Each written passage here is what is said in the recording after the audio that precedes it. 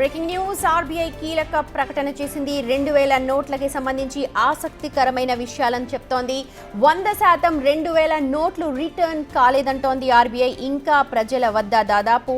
6181 కోట్ల విలువైన 2000 నోట్లున్నాయని చెప్తోంది ఎంపిక చేసిన పోస్ట్ ఆఫీసుల్లో 2000 నోట్లు మార్చుకోవచ్చంటోంది ఇప్పటి వరకు దాదాపు 98.26% నోట్లు మాత్రమే తిరిగొచ్చాయి మిగిలిన మొత్తం ఇంకా ప్రజల వద్దే ఉంది ఆ మొత్తం దాదాపు 6181 కోట్లుగా తేల్చింది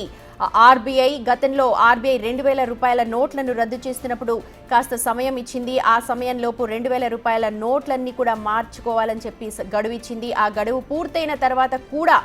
దాదాపు 2000 నోట్లు ఇంకా 100% జమ కాలేదు ఆర్బీఐ దగ్గర అవి ప్రజల వద్ద ఇంకా ఉన్నాయి దాదాపు 6000 పైన చిలుకు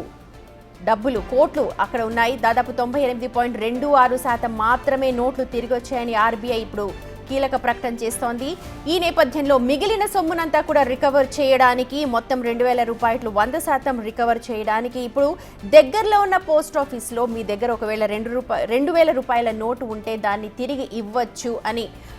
తెలుస్తోంది రైట్ ఆర్బీఐ ఇచ్చిన ఈ కీలక స్టేట్మెంట్ కి సంబంధించిన అప్డేట్స్ అందించడానికి మా ప్రతినిధి శివ ఢిల్లీ నుంచి జాయిన్ అవుతున్నారు శివ నిజంగా ఆర్బీఐ ఒక కీలక ప్రకటనే అనుకోవాలి ఇది ఇచ్చింది ఎందుకంటే 2000 నోట్లకి సంబంధించి ఇప్పటికీ ప్రజల వద్ద ఉన్నాయి అని చెప్పి ఒక అభిప్రాయం ఉంది దాన్ని నిజం చేస్తూ ఇవాళ ఈ ప్రకటన అనుకోవచ్చు ఒకసారి మొత్తం ఇన్ఫర్మేషన్ చెప్పండి డెఫినెట్ గా ఏదైతే గతంలో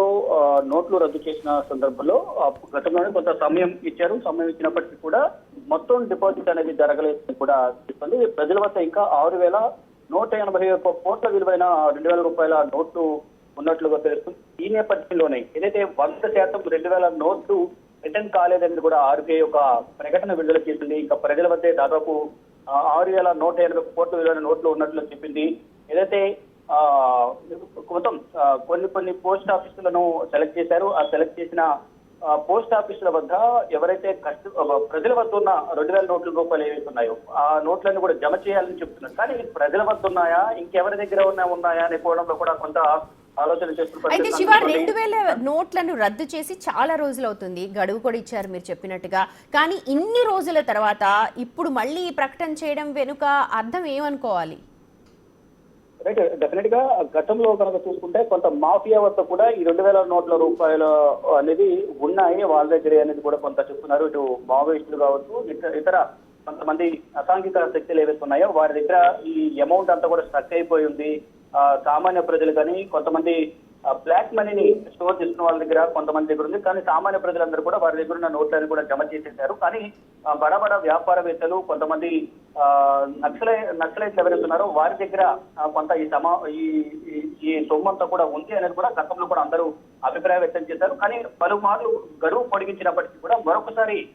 సమయం ఇస్తూ కూడా ఈ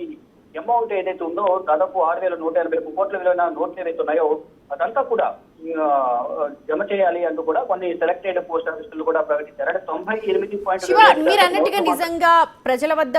ఉండుంటే ఇప్పుడు వచ్చేసేవి కానీ పేరు మోసిన పెద్ద వాళ్ళ దగ్గర లేకపోతే మీరు అన్నట్టు మాఫియా దగ్గర ఉంటే ఎంత మేర వచ్చే ఛాన్సెస్ కనిపిస్తున్నాయి విశ్లేషకులు ఏం చెప్తున్నారు ఎంత పర్సెంటేజ్ రిటర్న్ అయ్యే అవకాశం ఉంది కాల్ చేసి ఉండొచ్చు కూడా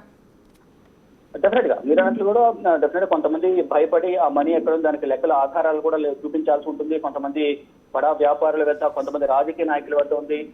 కొంత ఈ మాఫియా వద్ద కూడా ఉన్న నేపథ్యంలోనే వాటిని జమ చేసే సమయంలో ఇంత పెద్ద మొత్తం సొమ్ము ఎక్కడి నుంచి వచ్చిందని కూడా దాని అధికారిక లెక్కలు చూపించాల్సి ఉంటుంది కానీ సామాన్య ప్రజలు మధ్యతరగతి ప్రజలు ఎవరుతున్నారో ఆ 2000 రూపాయలు జమ చేయడం ద్వారా 2000 కనీసం ఖర్చులు కూడా అనేది వస్తూ ఉంటాయి నెలకి ఒక చిన్న కుటుంబం పల్లెటూరులో జీవించే కుటుంబానికి 2000 అనేప్పటికీ సాధారణ ఖర్చులన్నీ కూడా వచ్చేస్తూ ఉంటాయి ఈ నేపథ్యంలో ఎవరు కూడా మధ్య